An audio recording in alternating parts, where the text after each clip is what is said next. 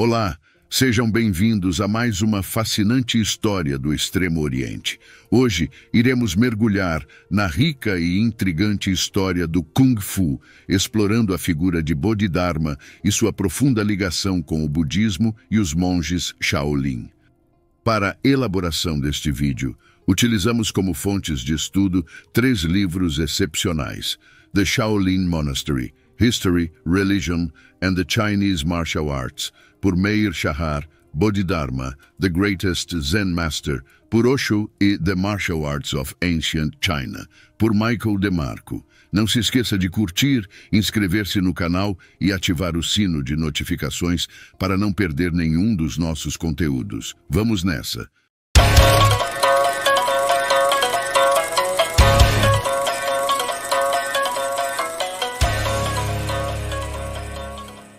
Shen Guang, um ex-guerreiro que se tornou monge budista com raiva, lançou uma bola de neve na sala onde o mestre Bodhidharma estava meditando.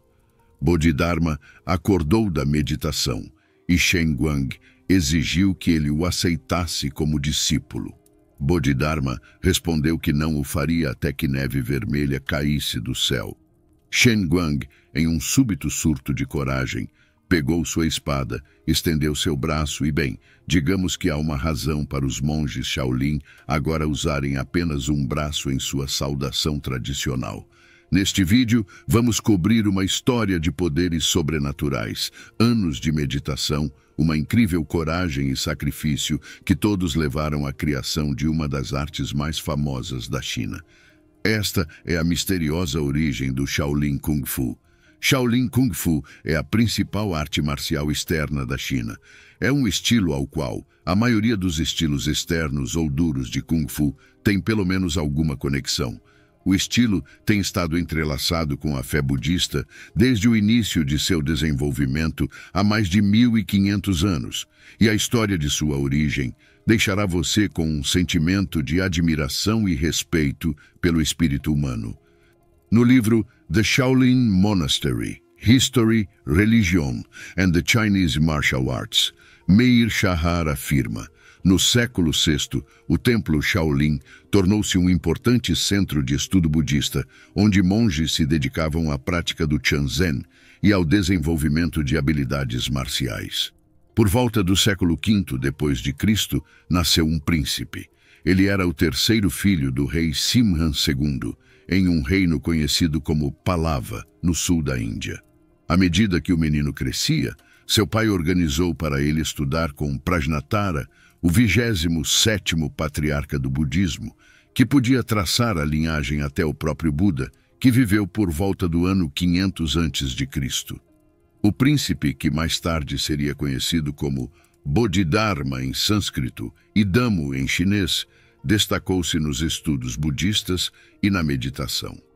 Após a morte do rei, ele foi formalmente aceito como discípulo de Prajnatara e, após mais prática e estudo, tornou-se um mestre da 28ª geração na linhagem budista. Seu mestre então lhe disse para viajar para a China e espalhar os ensinamentos budistas, e ele fez como instruído. No livro The Shaolin Monastery, History, Religion and the Chinese Martial Arts, Meir Shahar explica: Bodhidharma, o monge indiano, é tradicionalmente creditado por introduzir o budismo Shan e as técnicas marciais no templo Shaolin. Agora, o budismo já havia se espalhado para a China durante a dinastia Han, e muitos monges indianos já haviam embarcado em missões lá, incluindo um mestre budista também do sul da Índia, chamado Buddhabhadra, ou Batu em chinês. Batu veio para a China no ano 467 depois de Cristo e ensinou budismo por 30 anos. Naquela época, a China estava dividida em um período conhecido como as dinastias do Norte e do Sul. Batu estava ensinando no que na época era a dinastia Wei do Norte e agora é a moderna província de Henan. No ano 495, o imperador Xiaowen da dinastia Wei do Norte homenageou Batu construindo o templo Shaolin para ele, e ele se tornou o primeiro abade. Este templo, cujo nome significa Jovem Floresta ou Pequena Floresta em chinês, se tornaria o destino final de Bodhidharma em sua jornada para a China algumas décadas depois e o berço do Shaolin Kung Fu. Assim, quando Bodhidharma entrou na China, ele não ficou impressionado com o que viu. Ele descobriu que os seguidores budistas chineses estavam cheios de intenção com atividades como construção de templos, discussão de teorias budistas e tradução de escrituras, tomando precedência sobre a prática real, ou seja, a meditação budista. Uma vez, Bodhidharma foi convidado para um mosteiro para dar uma palestra, e ele simplesmente sentou-se em meditação na frente da multidão, em um esforço para iluminá-los sobre o que eles estavam perdendo. Mas eles não entenderam e ficaram ali inquietos, esperando ouvir uma palestra que nunca veio. Em outra ocasião, devido às notícias de um grande mestre budista vindo para a China, o imperador Wu, da dinastia Liang, no sul da China, ou Liang Wudi, fez uma viagem especial para fora de sua cidade capital para encontrar Bodhidharma. Eles se encontraram em um templo. O imperador perguntou: "Vindo de outro país, que ensinamentos você trouxe para os seres sencientes aqui?" Bodhidharma respondeu: "Eu não trouxe nenhuma palavra", como descrito no livro Bodhidharma, The Greatest Zen Master, por Osho.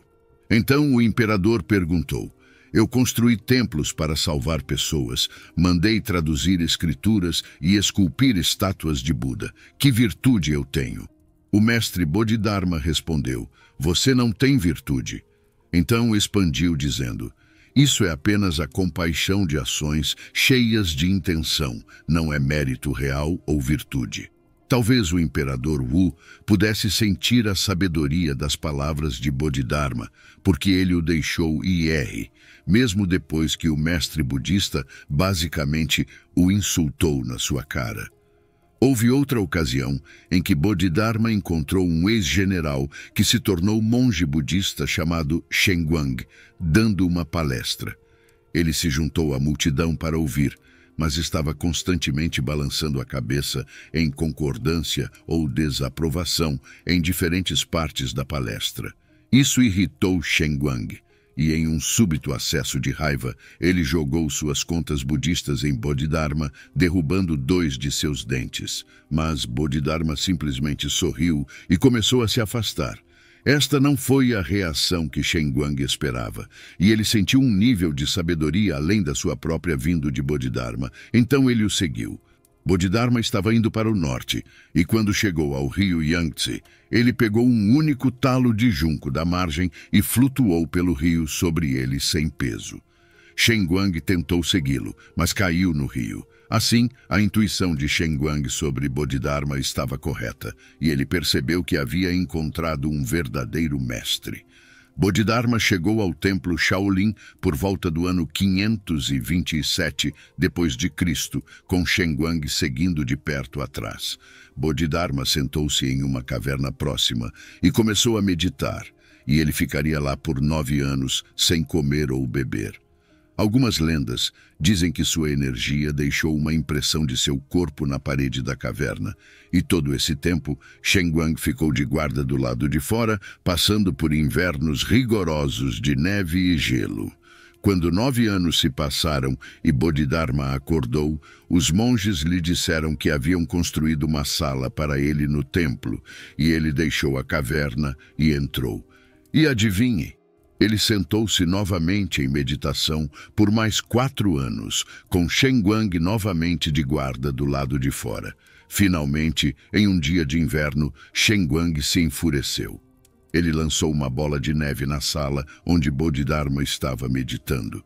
Bodhidharma acordou da meditação e Shenguang exigiu que ele o aceitasse como discípulo. Bodhidharma respondeu: "Não até que neve vermelha caia do céu." Shenguang, em um súbito surto de coragem, pegou sua espada, estendeu seu braço e o cortou fora. Ele então pegou o braço e o jogou no céu. O sangue espirrou, congelou no ar e caiu no chão como flocos de neve vermelha. Vendo essa coragem inabalável e sacrifício enorme, Bodhidharma aceitou Shenguang como seu discípulo, dando-lhe o nome de Huike. Após finalmente terminar 13 anos de meditação, 9 na caverna e mais 4 no templo, Bodhidharma explicou aos monges que seus corpos estavam fracos e lhes ensinou um conjunto de exercícios chamados as 18 Mãos de Lohan. Segundo o livro The Martial Arts of Ancient China, por Michael DeMarco, as 18 Mãos de Lohan foram concebidas para fortalecer o corpo e a mente dos monges, preparando-os para defender o templo e suas práticas espirituais. Também se diz que ele escreveu 2 textos, o clássico da purificação da medula óssea e o clássico da metamorfose dos tendões. Infelizmente, as versões originais desses textos, se é que existiram, estão agora perdidas. Há uma versão do clássico da metamorfose dos tendões, mas foi escrita muito mais tarde e é difícil saber se contém algum dos ensinamentos originais de Bodhidharma. Mas são esses exercícios que, segundo a lenda, mais tarde se desenvolveriam no Shaolin Kung Fu. As 18 Mãos de Lohan foram desenvolvidas no punho de Lohan, ou Lohan Quan, para proteger o templo de bandidos e animais selvagens. De acordo com Michael DeMarco, em The Martial Arts of Ancient China, a combinação de técnicas marciais com a disciplina mental do budismo resultou em um sistema de treinamento único que influenciou todas as artes marciais chinesas subsequentes. Isso se tornou conhecido como o estilo raiz do Shaolin Kung Fu, sobre o qual todos os outros estilos são baseados. Há um ditado chinês que significa que todas as artes marciais sob o céu emergem de Shaolin. Agora, esse ditado não é inteiramente verdadeiro, já que existiam artes marciais na China antes de Bodhidharma chegar ao templo Shaolin. Também houve artes marciais que foram desenvolvidas independentemente por mestres em Wang Mountain e em outros lugares. Mas é verdade que uma grande quantidade do que chamamos de estilos externos de Kung Fu traça suas origens ao Shaolin. E até coisas como o Karatê no Japão traçam suas raízes de volta ao Shaolin. Se 100% do que se desenvolveu no Shaolin Kung Fu veio de Bodhidharma também é discutível, mas ele é geralmente considerado o avô da arte, que foi então desenvolvida ainda mais pelos monges chineses ao longo das gerações. Mas o que aconteceu com o próprio Bodhidharma? Bem, de acordo com a lenda, ele faleceu aos 150 anos e foi enterrado. Mas mais tarde, um oficial chamado Song Yun foi despachado para a Índia e realmente encontrou Bodhidharma em um alto passe nas montanhas do Pamir. Bodhidharma estava segurando um sapato em sua mão. Song Yun perguntou a ele para onde estava indo e ele disse que estava voltando para casa na Índia. Quando Song Yun voltou para a China, contou essa história e a maioria das pessoas não acreditou. Mas eles desenterraram o caixão de Bodhidharma de qualquer maneira, apenas para descobrir que seu corpo havia sumido e um sapato permanecia no caixão. Hoje, você pode ver uma escultura de Bodhidharma segurando um sapato no templo Shaolin, mas a lenda de Bodhidharma e Shaolin continua viva. Shaolin se tornou uma das 10 palavras chinesas mais reconhecidas em inglês, graças em parte à indústria cinematográfica de Hong Kong e a alguns rappers de Nova York. O sabor particular de budismo de Bodhidharma se desenvolveu no que é chamado de Shan na China ou Zen no Japão. Como mencionado por Osho em Bodhidharma, The Greatest Zen Master, seu foco era a prática direta e a experiência pessoal da iluminação, sem depender de escrituras ou rituais complexos. Embora provavelmente agora seja a forma mais famosa de budismo no Ocidente, há alguma controvérsia em torno dela. Afinal, Bodhidharma veio para a China e basicamente não disse nada o tempo todo. Sua maneira focava em fazer as pessoas meditarem e se iluminarem por conta própria, sem a necessidade de escrituras. Mas como você realmente aprende sem ser ensinado nada?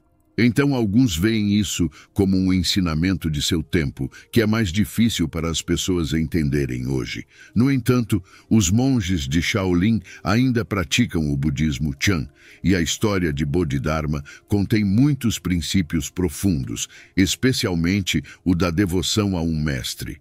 Os monges Shaolin ainda fazem a saudação com uma mão em honra ao sacrifício de Huike, que expressou sua total fé em seu mestre e sua resolução inabalável de seguir o caminho da iluminação.